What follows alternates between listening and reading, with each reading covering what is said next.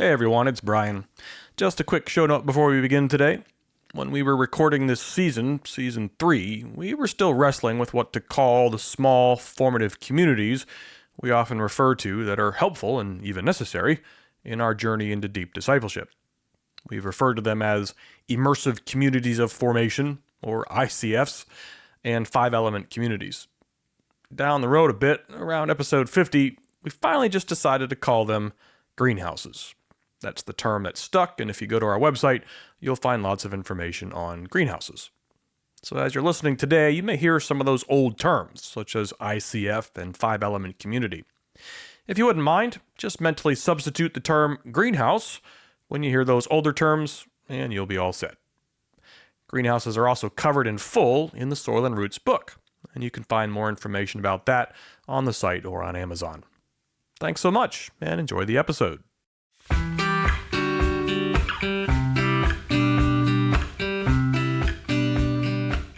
Hey there, welcome to the Soil and Roots podcast, digging beneath the surface to uncover those hidden ideas that form us and our churches and our whole culture. I'm Brian Fisher. And I'm Kyle Moody. And we are back in the greenhouse, Yay. Digging into episode 48, which was called Tearing Up My Heart, and you did not know the band. I didn't. I'm sorry. Even though my cousin and my brother and I did what would be an appropriate word for this? A performance piece to an NSYNC song. Not that one, obviously, but we did a little performance to that during a family reunion. Is that on a cell phone video? No. That's on a VHS. That was a long time ago in a galaxy. That all can be digitized today. No, you can't digitize VHS. I would pay money to see that dance. It's impossible now.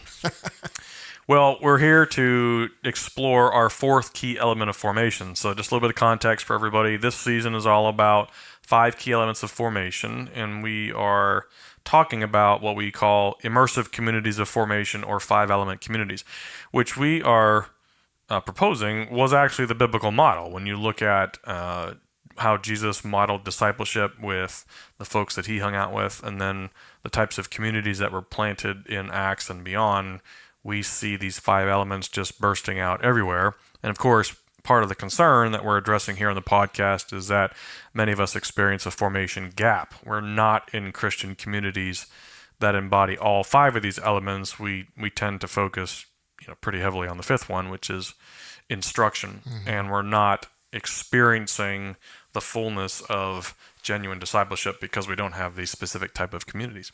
So we've already looked at time and habit, and we spent a lot of time on community, which was a lot of fun. And so episode 48 kicked us off on this concept of intimacy, and obviously I was struggling with the right word to pick when I was first compiling this, but settled on intimacy because it seems like that's the type of relationship that God deeply desires with us and for us. I think that's the perfect word. Yeah, and because we are integrated beings living in an integrated world, the ability or the willingness or the desire we have to be in appropriately intimate relationships with others impacts our relationship with God and vice versa. It's kind of a fascinating little, I call it the relationship matrix. So anyway, nice to have you. A, did you listen? Of course I did. And B, of course I listened to it. My word. Where did you want to start today? Good gracious. One of the things that I was thinking about was why, let me ask you this. Do you think that people have an unrealistic expectation when they go into a small group at church?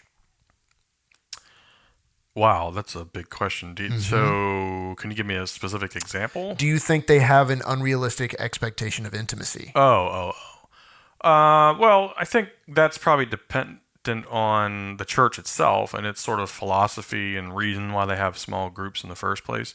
Like the average person, the average person that goes into a small group. I don't know if an average person expects intimacy in a small group. Really? Yeah. Well, what do you think they expect? Bible study and maybe making some friends and some food.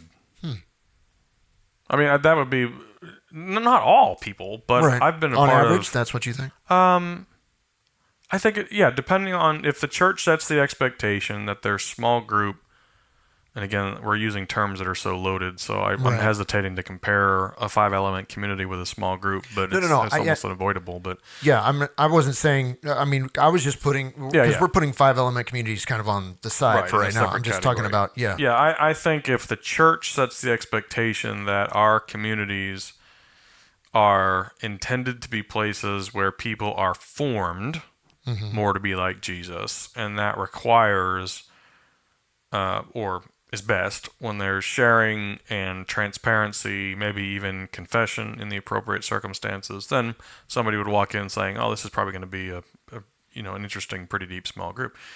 If the church, and in my experience, this has been predominant. The church is heavily geared towards the Sunday morning worship. That's where the time, money, and resources goes. Hmm. Uh, and the small group is sort of this, oh, well, this has been the trend in the West for the last 50 years, so we kind of need to have a small group ministry.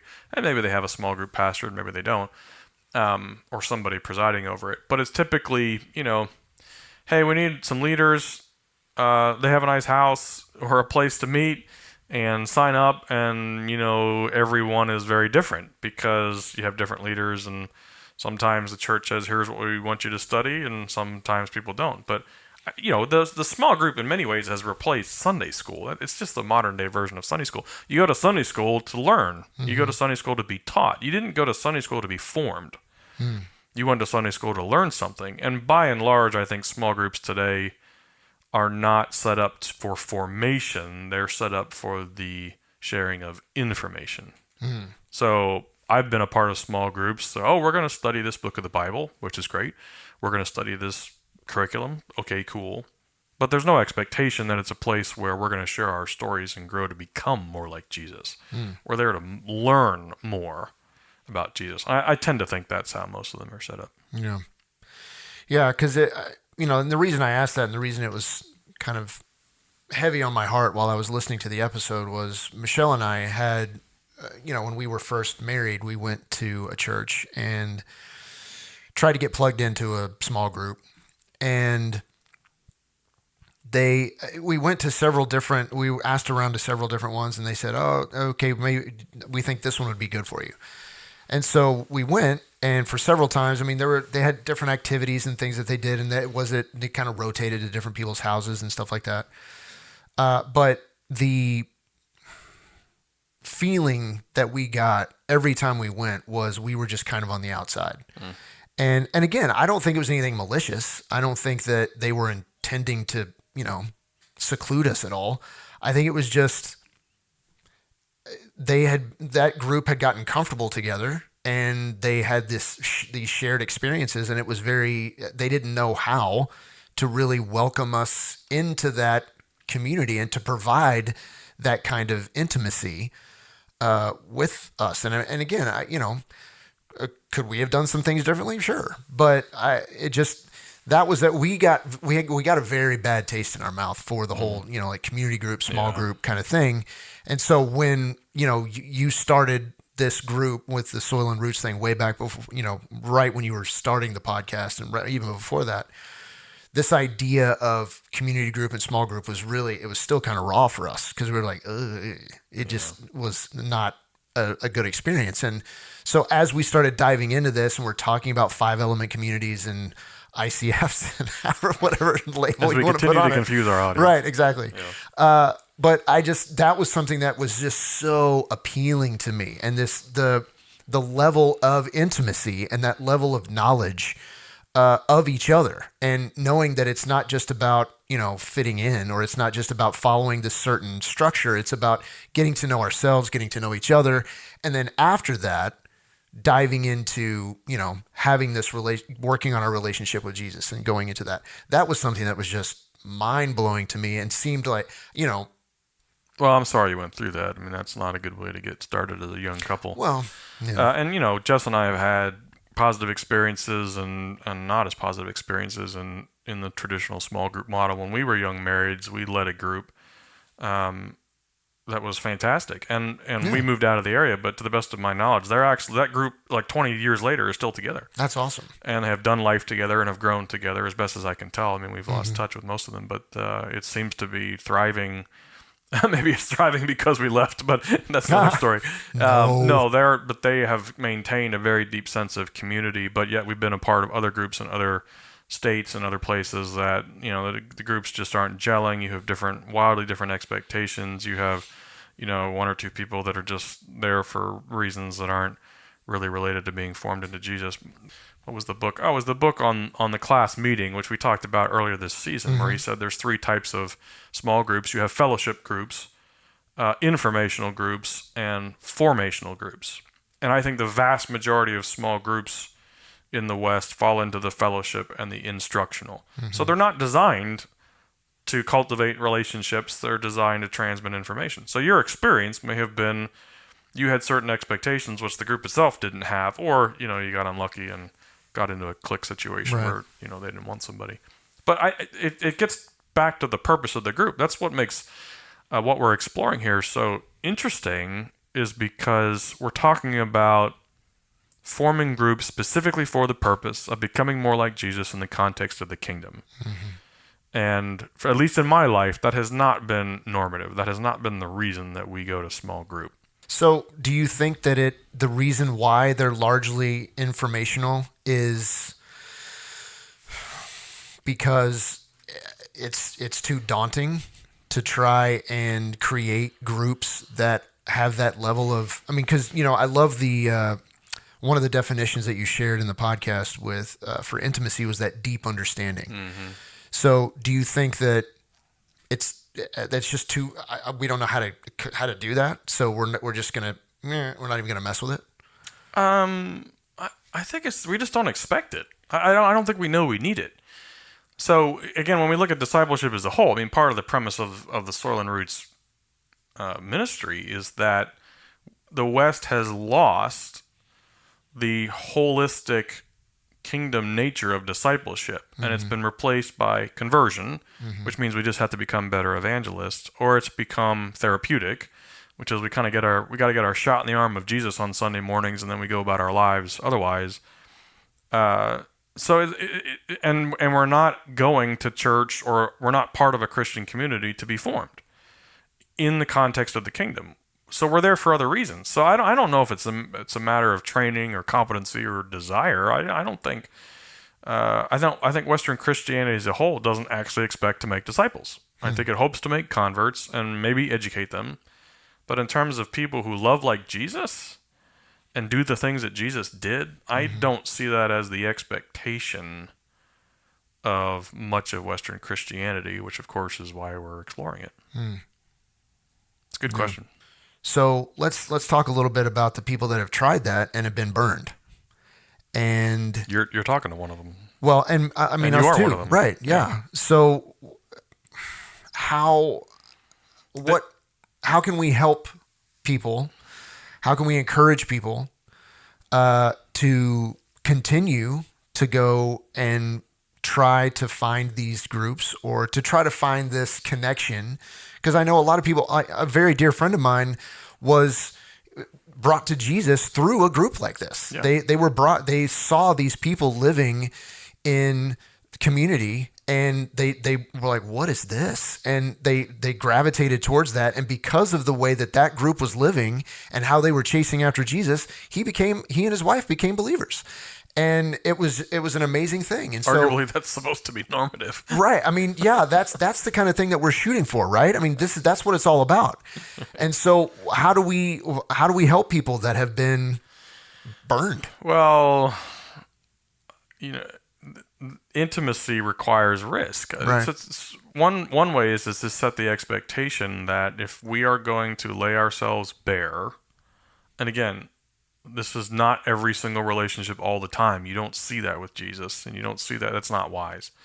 But in the appropriate context where we are here for the purpose of unveiling and revealing ourselves as messy as we are, for the purpose of growing to become more like Jesus, there is the assumption that that is not going to be safe.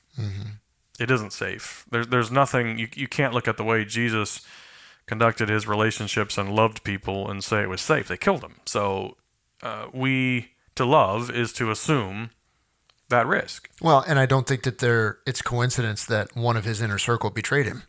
Yeah, and and he knew it was going to yeah, happen. I yeah. mean, and Jesus loved him anyway. And I So, think, well, and I think that that's a great example of him showing us, look, I know what that feels like. I know what it's like to more than be anybody. betrayed and to be, and so I love the fact that he is a living model of how we can deal with somebody who Yeah, betrays us and in our he inner loved circle. them to the end. Yeah. That's how Scripture talks about Jesus' depth of love. Yeah. So it's not that we are masochistic and we want to go around intentionally getting hurt. That's not the Right. point. But when we get burned, and we've all been burned, Mm-hmm.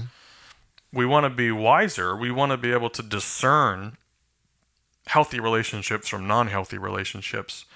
At the same time, we want to continue to be open-handed and inviting and loving, understanding that just because we got hurt one time, doesn't mean that's not going to happen again. Or 'Cause several sometimes it times. does. And look, what are the options when you get hurt? Your options are to say, "Screw it, I'm never gonna open myself up again," Mm-hmm.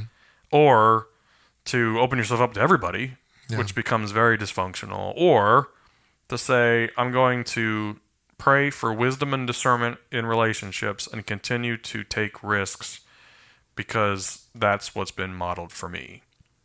And the challenge, I think, that many of us experience in churches is that we are not necessarily in cultures that's actually allowed.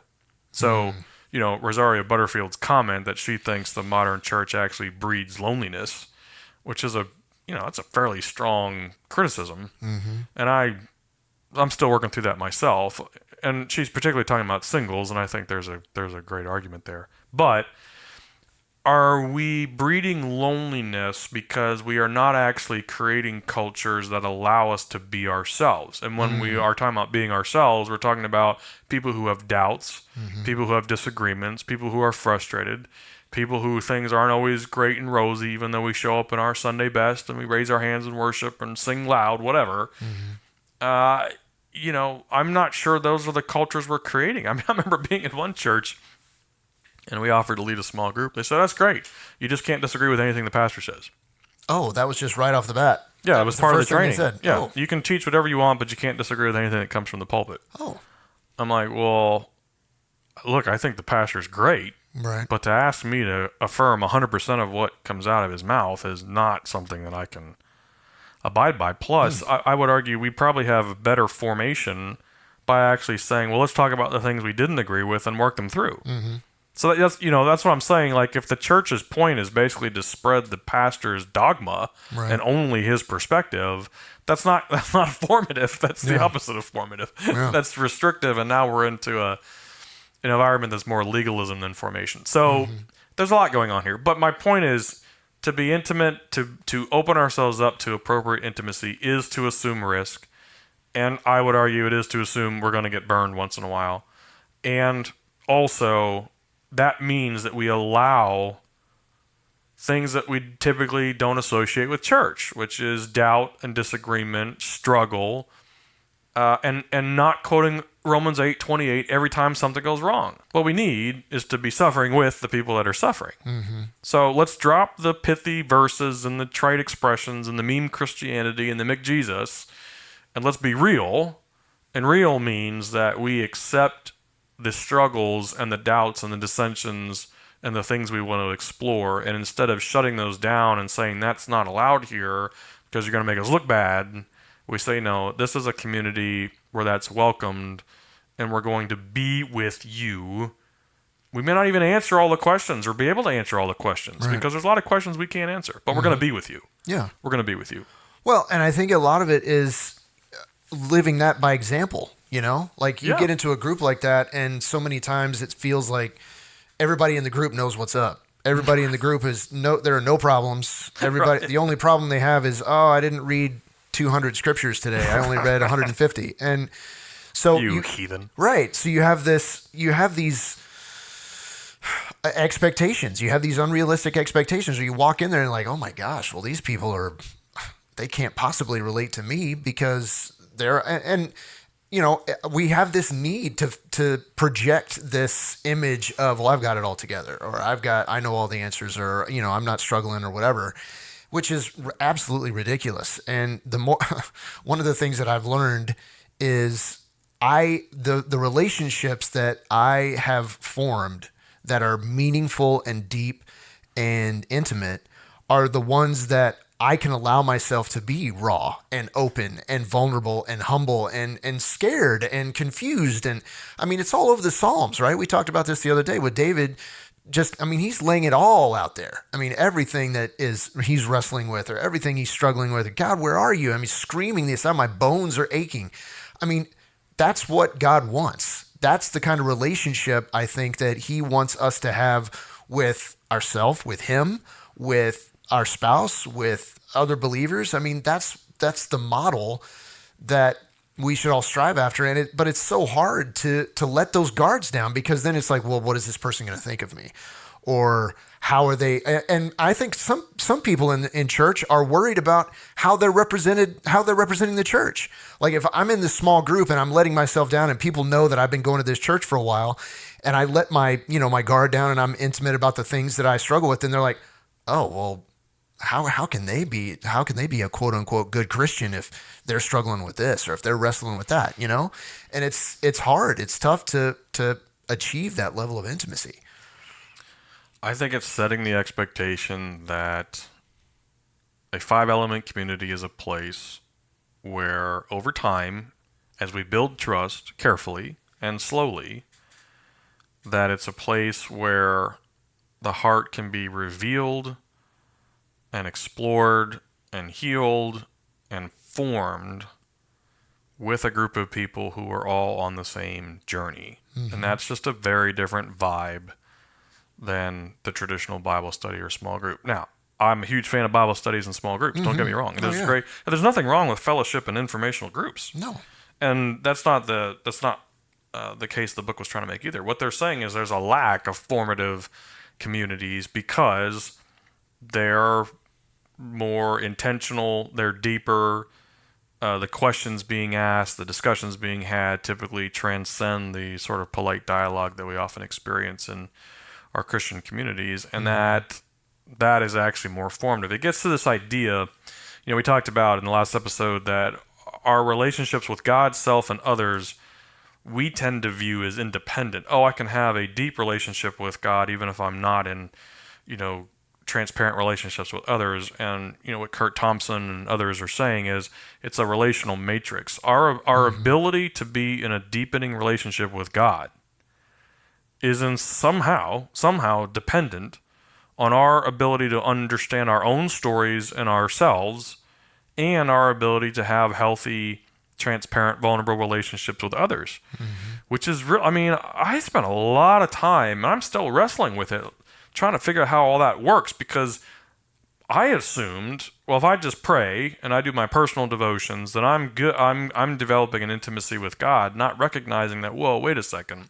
My marriage, my role as a father, my role as a friend, as a coworker, those relationships all play into my deepening relationship with God, and vice versa. That if I'm not able to be raw and real with God, I'm going to struggle to be raw and real with other people. It goes all ways. That's a kind of mind-blowing thought when we take it out to, well, what does this actually mean in terms of how I carry myself day to day? Yeah. So it gets complicated in it's a beautiful, complicated way. So I've gone through the process of saying, at times in my life where I've struggled to experience God, I've struggled to develop a more intimate relationship with him, it's typically because I'm holding back, that I am not coming to him with my doubts and my dissents. And maybe it's an ingratitude. Maybe I'm not being grateful. Maybe I'm not being joyful. And lo and behold, that's the way I am in my other relationships. Like it is actually all tied together. So this is why when we talk about 5-element communities as being primary communities, that's what we mean. Our ability to enjoy a deepening relationship with God is somehow tied to our ability to enjoy deepening intimate relationships with ourselves and others. Well, yeah. I mean, and I don't know about you, but God has spoken to me through those intimate relationships. I mean, I've seen God working in my life, and I've seen and felt and experienced him talking and and communicating with me through my wife, through you, through other deep, intimate relationships that I have. But I have to let myself open up to that. I have to be willing to enter into that and say, hey, Michelle, look, I'm really struggling with this. What do you think? I need some help. Sending out a text message or calling up a buddy and saying, hey, you know what?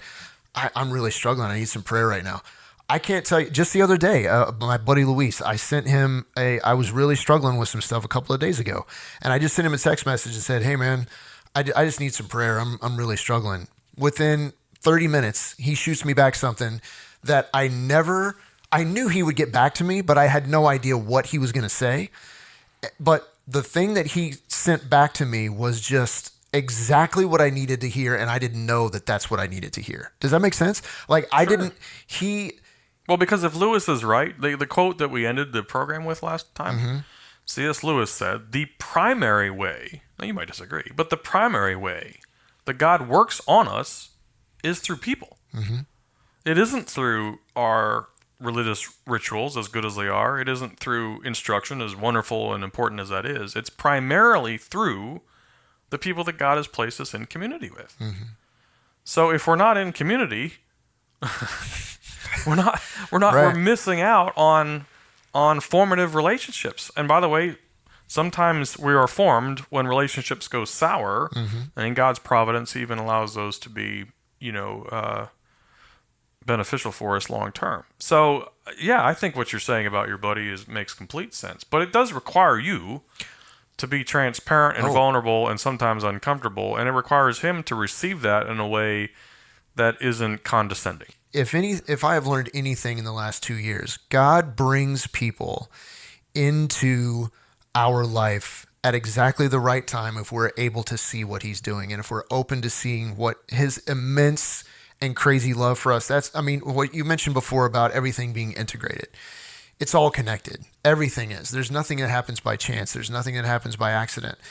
And specifically within the last year, things that I've gone through, that Michelle has gone through, I can see it. I can see it in her life, right? She was struggling with a lot of stuff, and there were women in her life that I could very concretely see as God placing in her life at that moment that all spoke to her. Jessica, your wife, was one of them, that would speak to her in a way that she absolutely needed. And it was all different. All these different perspectives of all these different women that God had placed around her when she was really struggling with something. And it was amazing to see. And then for me, I can point to these different people, and you're one of them that God has placed in my life that He is speaking to me in a very intimate and personal way. But you're right. You've got to be open to that. You've got to be willing to that. You have to put yourself out there. And I know for me, that's really hard to do. I think what's beautiful about what you just said is it's not just the words that are being spoken. It's the manner of being treated. So, in my life, if I were to look at some of the folks that have been most impactful in terms of helping me understand God, it has absolutely nothing to do with what they've said. It is who they are, and it is how they relate to me. It's tone of voice. It might be willingness to enter into suffering. It might be simply acknowledging gifts or talents or struggles. It might be just presence, just being with me or Jess or my family and not saying a word. Again, we're so instructional minded in the West, but we talk about the fact that sometimes discipleship is more caught than taught. So not only has God provided you with folks that are speaking good things to you, but I trust He's, maybe more importantly, providing people who are with you the way that God is with you. Oh, absolutely. Does that make sense? Oh, absolutely. Because the intimacy that I feel with them, I know it's from Him. And that's the kind of relationship that He wants with me. Right. And that's the kind of relationship that He has with me. It's just taken me so long to realize, that's the kind of vibe that we're supposed to have. That's what we're supposed That to he do. not only loves you, but he likes you. Oh, And he well, really wants to be with you. now I don't know if you know this or not, but you actually quoted Parks and Rec right there when you said, because Leslie and Ben, when they did their vows, Oh my I love you and I like you. And there's a lot of power to that. Yeah, there is. Because it's like, yeah, I know. I'm pretty sure somebody else said it first, but I get it. No, it was in Well, Parks and my Rec. That's biggest what it was. takeaways from last week, because I went back and was reading it, were the loneliness epidemic, not only in culture but in church. Mm-hmm. I think Rosaria Butterfield's comments on that are telling. We need to really think through that. It is this whole relationship matrix that my relationship with God, with you, myself, my friends, my community, they're all interwoven. Mm-hmm. And that appropriate transparency, vulnerability, humility in the right trusted relationships are necessary in order for those relationships to deepen and foster. And I thought, the way Lewis sort of closed out the episode with his comment about the young man who decided he was done with church is more closer to the Spirit of God then. I think that's a shocking statement. But what Lewis is saying is he's honest. He's being raw. He's being who he is. And that's probably bringing him closer to God than faking it and sitting in church and not believing or understanding a word he says. Because he's allowing that door to be opened, right? Yeah. I mean, he's willing to. He's being who he is. Yeah, to explore this and say, look, I don't know what Right. And not that we stay there. I mean, Lewis is not saying No. This is where we have to be careful because we're in an age that's worshiping and idolizing the self. What Lewis is saying is it is better to be upfront and real and transparent and authentic about who we are than to be a false person. Understanding that in a formative community, the point is to be there but not to stay there. Mm-hmm. The point of a 5-element community is not to sit where we are. The point of the community is to together take the journey of becoming more like Jesus. It requires us to be authentic and raw and real in appropriate circumstances with appropriate people, but not for the purpose of staying where we are. Mm-hmm. And I think Lewis's underlying point is that young man, by being blunt about where he is with God, is expressing something God values, which is transparency and honor, just like you mentioned the psalmists and Lamentations and Ecclesiastes and lots of other places in the Gospels where we're expressing our doubts, our dissatisfactions, our dissents, our discouragements. Like God seems to honor that far more than platitudes and showing up and doing all the right things but not having our hearts. Mm-hmm. And really what this is about is us being people who live from the heart in the process of our hearts becoming more like the heart of Jesus. Mm-hmm. That's what I found really fascinating. So great discussion. Yeah, absolutely. Good job. Always. You only shared like 2 or 3 cultural references. Hey, well, you know what? They're going to keep coming, so you just get ready. Hey, next week's episode is going to be a lot of fun. We're going to talk about intimacy again, but from a different angle. So I can't wait to see your comments and questions on that. You're doing a great job. I can't wait either. Hey, thanks for being with us today. If you want more information on the podcast, you can check us out at soilandroots.org. Soil and Roots is now a ministry, so if you'd like to support our work and help us increase our audience, you can donate, tax deductible, at the giving landing page on the site at soilandroots.org. Have a great week, and we'll see you next time.